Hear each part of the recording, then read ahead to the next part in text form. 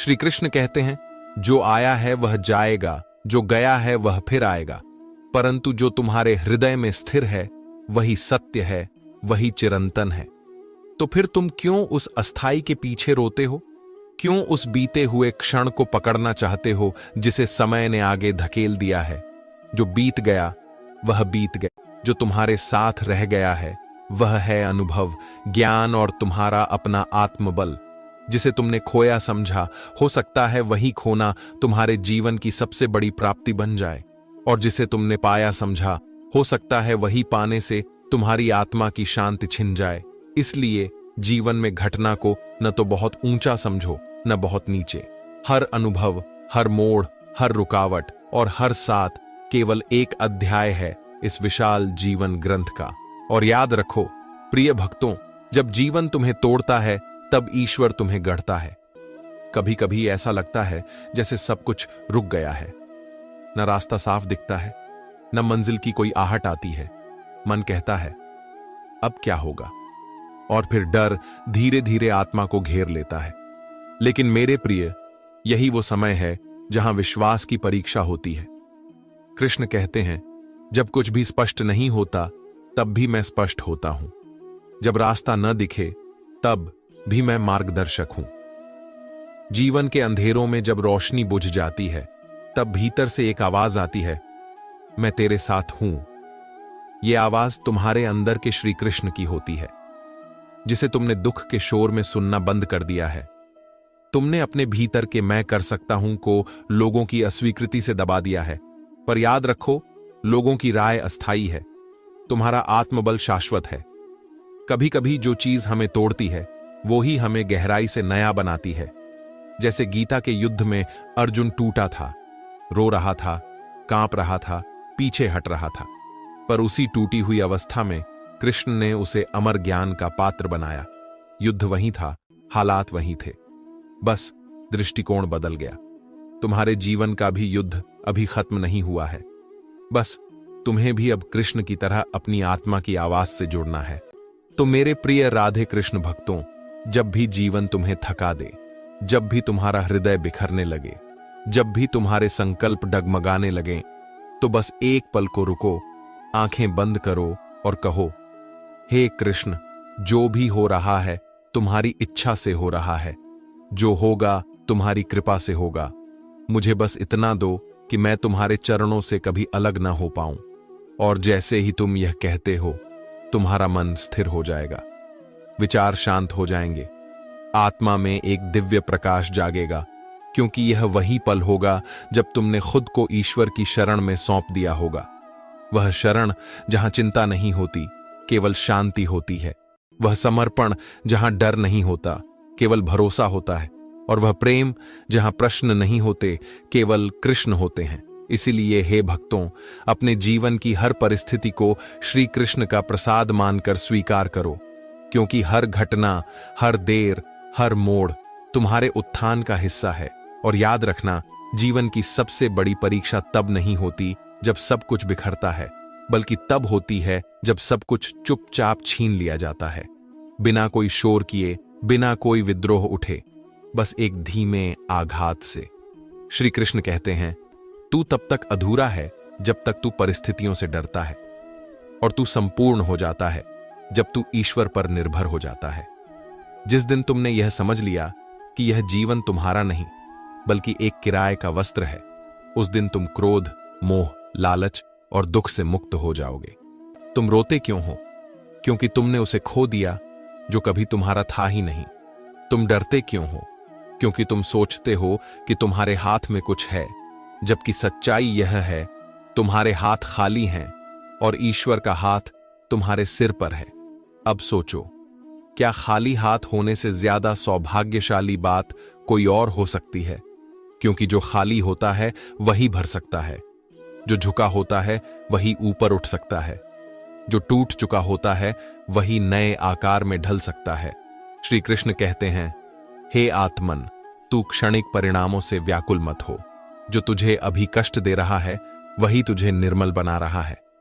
जिस पीड़ा को तुम शाप समझ रहे हो वही वास्तव में तुम्हारा तप है। जिस ठोकर से तुम डर रहे हो वही तुम्हारे भीतर की नींव को मजबूत कर रही है। जिस विरह से तुम टूट रहे हो वही तुम्हें परम प्रेम की ओर ले जा रहा है। क्योंकि जब तक संसार के रिश्तों से टूटते नहीं तब तक परमात्मा से जुड़ नहीं सकते।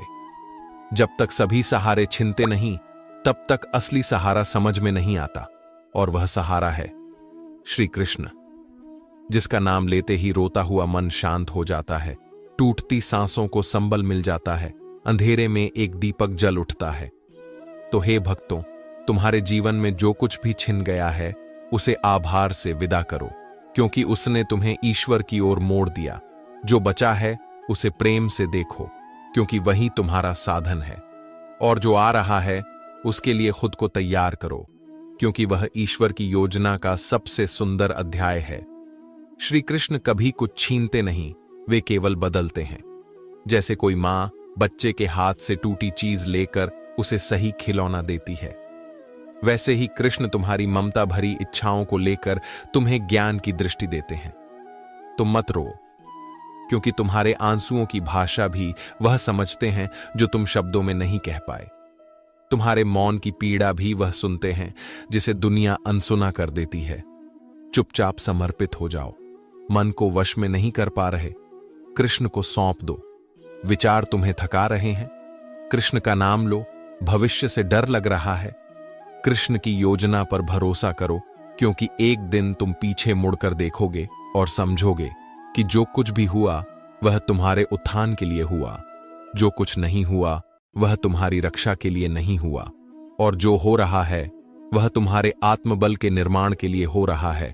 और एक बात सदा याद रखना, जो व्यक्ति जीवन में बार बार टूटा है वही व्यक्ति दूसरों को जोड़ना सीख जाता है।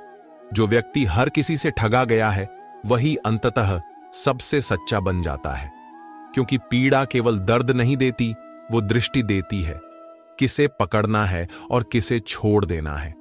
श्री कृष्ण कहते हैं, तू जिस रिश्ते को बचाने के लिए रो रहा है वह रिश्ता तेरे आंसुओं की कद्र नहीं करता, और जो तुझे चुपचाप टूटते हुए देखता है वो तेरा अपना हो ही नहीं सकता। इसलिए अपने मन को दुखी मत कर, क्योंकि किसी के जाने से अगर तू टूट जाता है तो इसका मतलब है कि तू अभी भी उसे ईश्वर से बड़ा मानता है, और जब तक किसी को ईश्वर से बड़ा मानोगे तुम्हें जीवन में खोना ही पड़ेगा।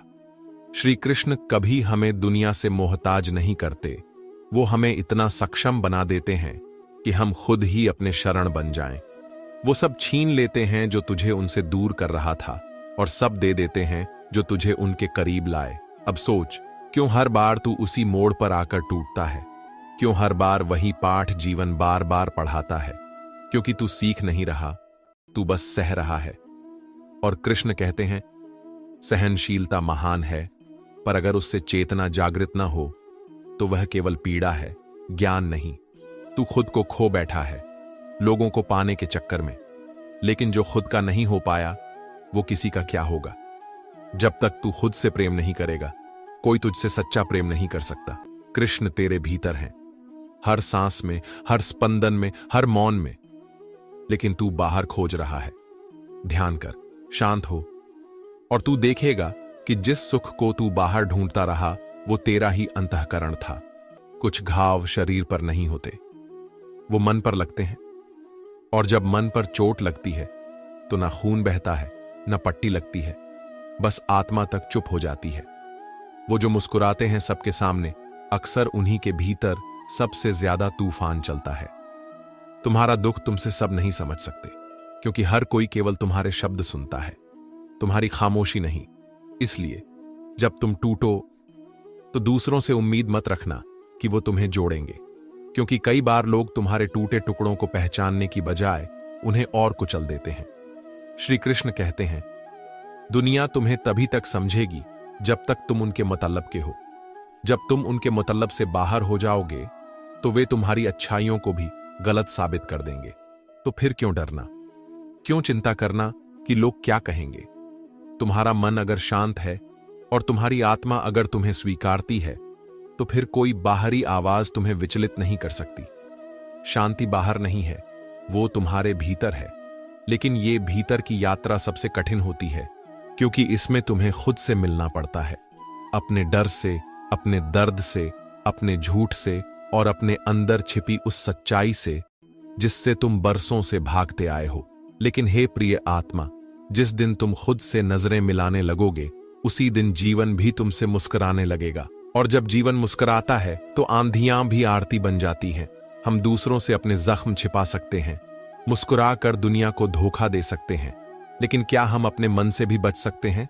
मन तो सब जानता है, कब तुम टूटा था, कब तुमने सब सहकर भी चुप रहना चुना और कब तुमने खुद को ही दोष देना शुरू कर दिया। कभी कभी दुख इसीलिए भी बढ़ता है क्योंकि हम हर बात के लिए खुद को जिम्मेदार ठहराते हैं।